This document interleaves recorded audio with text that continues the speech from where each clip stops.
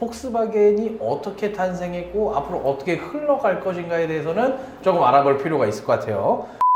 요즘 국산차가 너무 화려하게 나옵니다. 네. 실내가. 폭스바겐은 다 좋은데 맨날 실내를 신경 안 쓰는 것 같아요. 네, 그렇죠. 그럼 그것도 이런 성향에 기반한다라고 보면 될까요? 이제 폭스바겐 그룹 이야기를 안 할 수가 없는데요. 아, 그룹? 네, 방금 말씀하신 부분은 폭스바겐에서 정말 어떤 화려한 내장재나 좀 더 고급스러움을 올리면 폭스바겐 그룹에서는 그런 분들을 위해서 계급도를 마련해 놨습니다. 아, 폭스바겐 그룹 안에는 워낙 뭐 저희 폭스바겐부터 시작해서 네. 람보르기니, 부가티까지 있으니까 네, 그렇죠. 여기 한번 설명해 주시죠. 사실 부가티랑 람보르기니는 조금 다른 영역이기는 해요. 그죠. 조금 다른 영역이긴 한데 이제 폭스바겐에서 좀 더 이제 뭐 내장재라던가 좀 더 고급스러움을 원하면은 이제 그 티어가 나눠져 있죠. 그렇죠. 바로 윗형으로는 이제 아우디가 있고. 사실상 아우디랑 폭스바겐은 뭐 팀장님이 더 잘 아시겠지만 운행해 보시면 느낌이 많이 비슷합니다. 그렇죠. 엔진의 어떤 회전 질감이라던가 브레이크의 담력 내지는 기계들이 작동하는 전반적인 이 매끄러움이나 분위기들이 상당히 닮아 있어요. 네. 심지어는 버튼류 같은 경우는 공유하는 똑같죠? 경우도 네. 많죠. 그래서 아우디 고장 나시면은 폭스바겐 맞아요. 가끔씩 오세요. 그렇죠. 애프터로 끼우는 경우들도 많습니다. 네. 네. 문제는 이러한 슬픈 사실들이 이제 포르쉐도 어느 정도 공유를 하고 있다는 거. 네. 그래서 제가 예전에 마칸 디젤을 정확히는 언제인지는 모르겠는데 마칸 디젤을 한번 산 적이 있었는데 하체를 띄워서 보니까는 아우디 마크가 절반이더라고요. 아.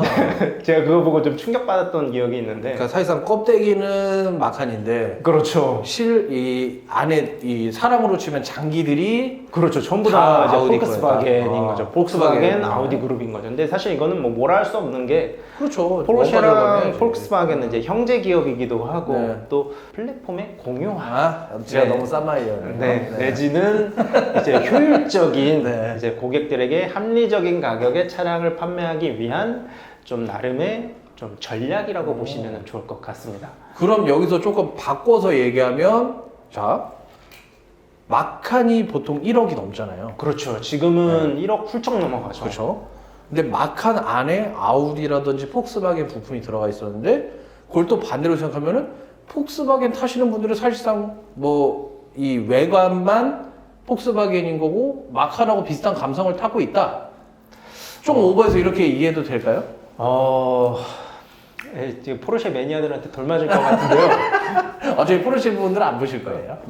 물론 저도 차를 너무 좋아해서 네. 지금 뭐 다양한 차들을 운행을 하고 있지만 사실 마칸과 폭스바겐에는 네. 1대1로 대응되는 차는 사실 없기는 그렇죠. 하죠. 네. 없기는 한데 그 근본적인 감성이 비슷하다. 근본. 네, 우리가 독일차 하면 떠오르는 그 느낌 있잖아요. 모범생, 그렇죠. 그냥 스탠다드. 그렇죠. 근데 사실 이게 좋은 거기는 한데 요즘 조금 슬프기는 해요. 전 개인적으로. 슬프다. 네. 전 세계 모든 브랜드가 독일차화되고 있어요.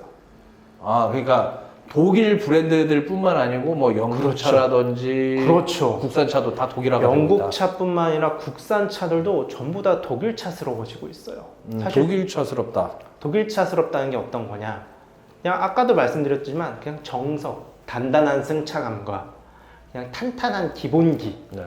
너무나도 모범생적인 그런 느낌의 그냥 치밀한 엔지니어링과 그 기계가 잘 짜여진 듯한 느낌, 그런 걸로도 좀 귀결이 되고 있다.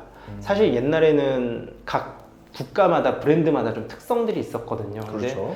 지금은 다들 좀 어떻게 보면 수렴진화하고 있는 거죠. 독일차로. 그래서 팀장님도 저번에 말씀하셨지만 제네시스 요즘 나오는 것들은 눈 감고 타보면은 독일차랑 구분하기가 좀 어렵습니다. 아, 승차감이라든지. 물론 정말 전문가들이 타보시면 세팅은 좀 달라요. 조금 더 낭창낭창하고 그렇죠. 하지만 네. 최근에 나오는 제네시스 뒷바퀴 굴림 같은 경우에는 정말 독일차의 그것과 정말 흡사합니다. 정말 비슷해요. 그리고 아까도 말씀하셨지만 영국의 고급 브랜드들 많잖아요. 그렇죠. 뭐 벤틀리도 있고 네. 뭐 롤스로이스도 있고. 네. 근데 사실 독일차잖아요.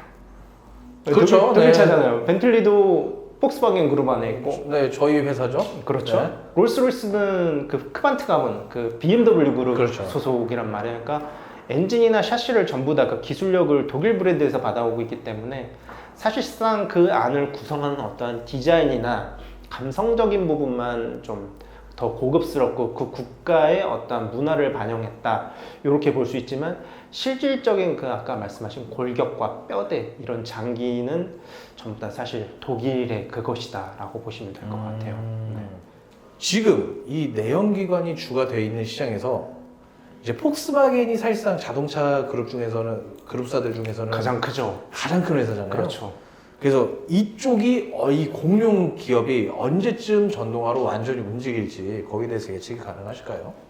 사실 예측이라면 좀 조심스럽긴 한데 뭐 다들 잘 아실 거예요. 이거는 전동화 사실 전동화를 하는 이유는 딱 하나 키워드입니다. 친환경. 친환경 그렇죠. 친환경 키워드인데 사실 저는 제 개인적으로는 아직까지 좀 내연기관을 좋아해요. 그 내연기관의 감성을 좋아해서 전동화를 좋아하지는 않는데 피할 수 없는 트렌드이기는 한 것 같아요.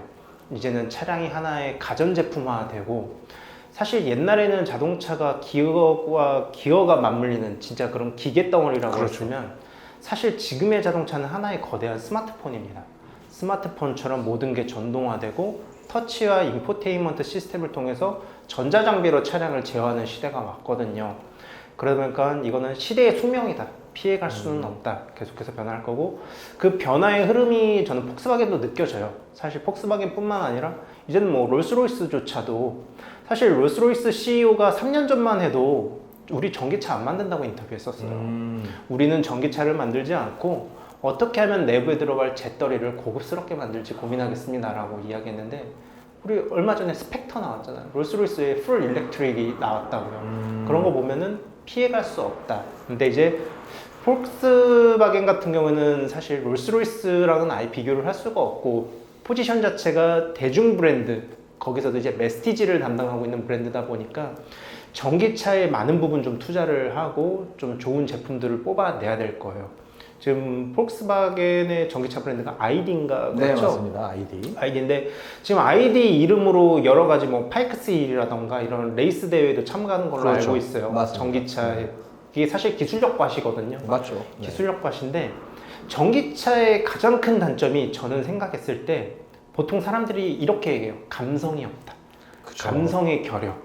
우리 또 남자들은 막 와랑와랑와랑 이런 거 그렇죠. 좋아하잖아요. 심장 고동, 이 심장 뛰는 차와 하나가 되는 이 느낌을 사랑하는 그렇죠. 건데 전기차는 사실 좀 다들 비슷비슷해요. 모터 소리에 밟으면 튀어나가지만 이것도 처음 탔을 때나 신기하지 나중 가면 다 비슷비슷하거든요. 맞아요. 저도 전기차 타봤을 때 내연기관에서 조금 고성능 차를 타게 되면은 내 몸과 차체가 같이 나간다는 느낌인데 그쵸. 전기차는 먼저 저쪽 가 있고 내 몸이 너무 뒤늦게 따라간다. 그렇죠. 이런 느낌이 있어요.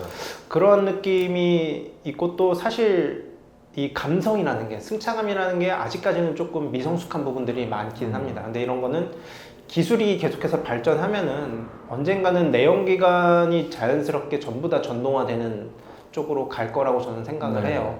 여기서 좀 폭스바겐의 전략이 좀 중요하지 않을까 싶어요.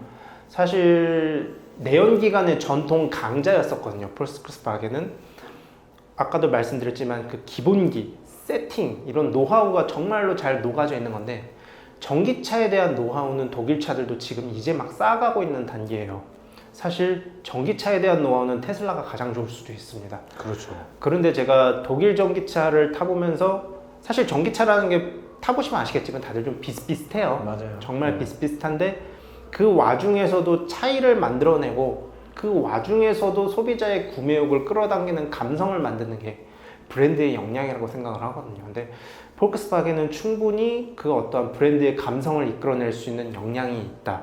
사실 전기차 어찌 보면 바퀴 달린 다이슨 내지 그렇죠. 바퀴 달린 전자제품인데 거기서도 소비자들에게 어떠한 감성을 전달해 주느냐가 좀 관건일 것 같아요. 그래서 저는 개인적으로는 이건 제 진짜 개인 사심인데 비틀이 정말 레전더리하고 아이코닉한 모델이거든요.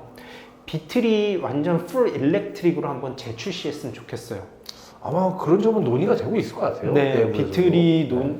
정말 그렇게 출시가 된다면은 다만 예전의 비틀보다는 좀 더 사실 기존에 있었던 더 뉴 비틀 같은 경우는 실용성이 떨어져서 너무 떨어졌죠. 좀 실패를 했었던 케이스라고 생각을 하는데 이번엔 실용성까지 좀 챙겨서 사실 전기차로 만들 수 있는 이점이 많거든요. 비틀 같은 경우는 배터리를 밑에 깔면 무게 중심도 잡을 수 있고 완벽해지죠. 좀 부족한 출력도 잡아낼 수 있고 그렇죠. 거기에 아이코닉한 디자인으로 만들어낸다?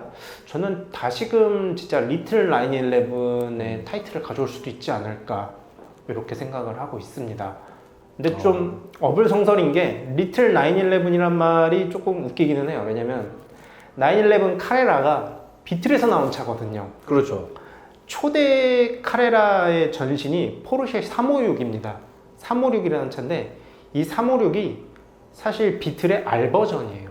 비틀 R 버전. R 버전. 그러니까 그 여기서 R 버전이라 하면 폭스바겐의 고성능 출력 차량을 얘기하는 겁니다. 그렇죠. 네. 메르세데스에는 AMG가 있고 그렇죠. 뭐 BMW에는 M이 있잖아요. 그것처럼 그리고 현대에는 N이 있죠. 그렇죠. 남양연구소에 N이 있습니다. 근데 폭스바겐은 R이 있는데 아마 레이스에서 따온 것 같아요. 맞아요. R이 네. 있는데 그 아까 말씀드렸던 그 페르디난드 포르쉐 네. 창립자의 그 아들이 있는데 그 아들이 포르쉐를 자기가 이제 포르쉐라는 브랜드를 갖고 있으니까 레이스카를 만들고 싶은데 가진 게 비틀밖에 없는 거야.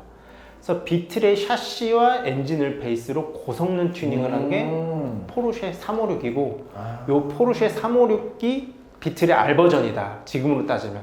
근데 이게 포르쉐 911 카레라의 전신입니다. 그러니까 사실 조상인 거죠. 그렇죠. 그러니까 사실 비틀 보고 911을 닮았다는 거는 할아버지 보고 그렇죠. 손자 닮았다는 거랑 똑같은 한국 거예요. 사회에서는 있을 수가 없는 일이죠. 그렇죠. 아주 장유유서가 중요하기 그렇죠. 때문에 우리 그러니까- 또 유교 딜러, 저는 또 유교 딜러니까. 아. 네.